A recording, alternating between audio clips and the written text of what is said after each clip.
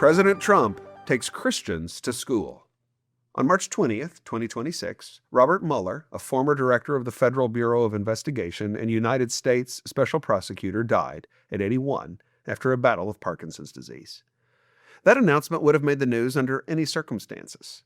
But the news got even bigger on March 21st when President Donald Trump commented on Mueller's death, writing on social media, "Robert Mueller just died. Good. I'm glad he's dead. He can no longer hurt innocent people." These comments are clearly wrong and way over any reasonable line for how responsible people should communicate. The response of general disgust over the president's comments indicate that most people agree with this. In fact, admitting that the president's comments were wrong should be fairly easy work.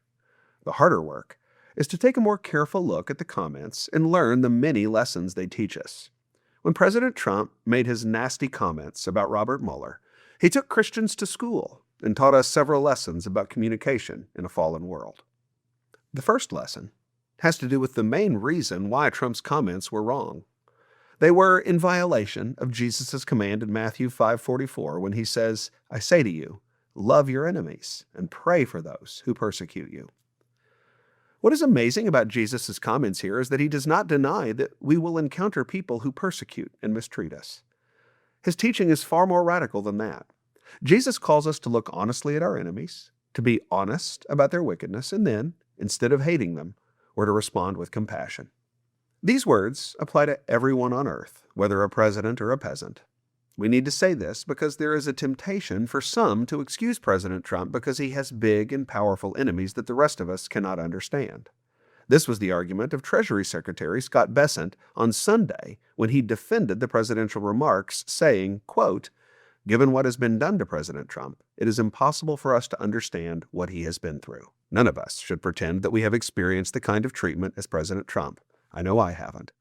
But the Christian condemnation of Trump's speech is not grounded in anyone's experience, but in the words of Jesus Christ that demand love for enemies."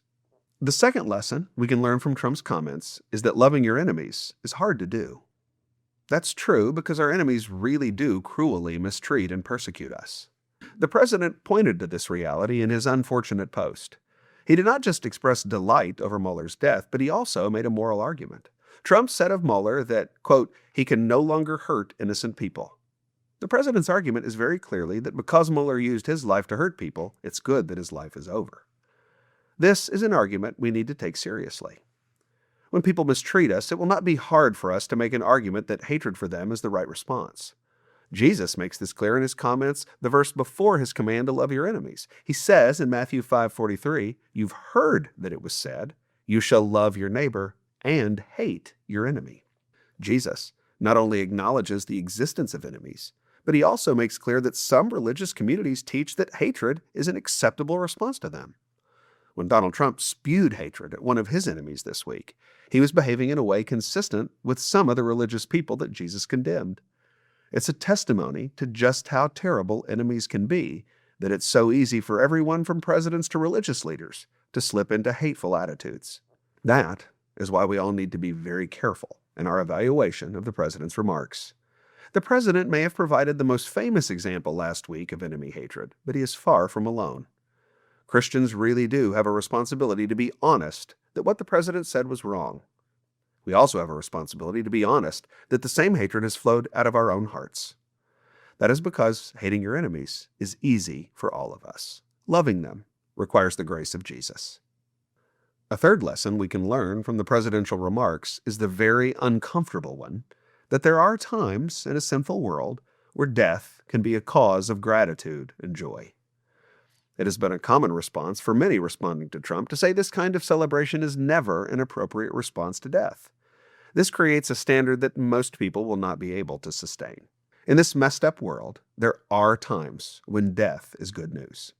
For example, many different kinds of people will express joy or relief when the state executes by lethal injection a murderer who robbed innocent victims of life, when a military strike kills a despot who terrorized a nation, or when a car accident ends the existence of a man sexually abusing a young girl for years. The awkward truth is that death can be good news when it brings unrighteousness to an end. The very important point is that any legitimate joy and gratitude that comes from those deaths will not flow from the fact that the deceased person was an enemy of any one person in particular, but rather from the fact that they were enemies of righteousness. The Bible makes it clear in places like Genesis 9:6 that the life of human beings is so precious that anyone who becomes devoted to the destruction of that life is themselves to be devoted to destruction. As true as this is, Christians must be very careful to reserve expressions of gratitude over death for the most rare occasions involving the most corrupt individuals. The death of Robert Mueller is not one of those occasions, regardless of your political opinion. I have no doubt that Trump considers Mueller to have been a bona fide enemy and that the president could make a solid case for legitimate grievances he has against the man. But when we measure a whole life, we should not reduce entire persons to a single issue or one season of life. This means that Christians cannot, and the president should not, reduce Mueller to one political context regardless of how consequential it was. Robert Mueller was a husband, father, and grandfather. He had next-door neighbors and friends. Colleagues at work loved and respected him. Loving our enemies requires us to see them as something more than people who mistreated us. That requires us not only to listen to Jesus' command about loving our enemies, but to his teaching about the golden rule in Matthew 7, verse 12. Whatever you wish that others would do to you, do also to them. Very practically, Jesus' words here require us to evaluate the lives of others the way we wish others would evaluate ours. That means, at the absolute least, that we do not speak about people as though the way they have mistreated us is the only thing true about them. Finally, Donald Trump's remarks give us a lesson about how we use our mouths. Cherishing hatred in our heart is one sin. Allowing that hatred to cross our lips is another.